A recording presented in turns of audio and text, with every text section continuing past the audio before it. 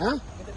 Oh. Panik saat dihadang polisi, dua pelaku pencurian motor terjatuh dari kendaraan hasil curian yang hendak dibawa kabur. Mereka kemudian dibawa ke Polsek Muara Kelingi Musirawas.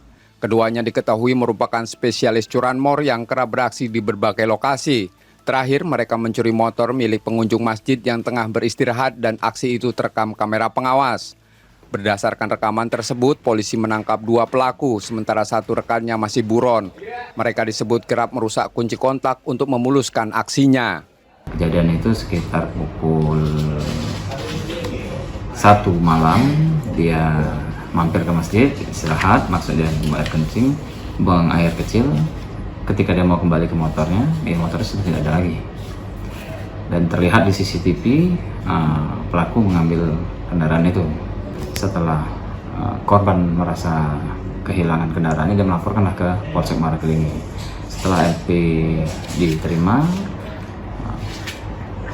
anggota Polsek Muara Kelingi, Satreskrim Polsek Muara Kelingi melakukan penyelidikan dan didapatkanlah informasi bahwasanya pelaku ini membawa kendaraannya ke arah Desa Bingin Jumut.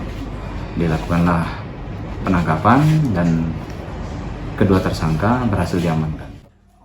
Polisi kini mendalami lokasi sasaran lain serta dugaan keterlibatan penadah. Kedua pelaku terancam hukuman hingga 7 tahun penjara.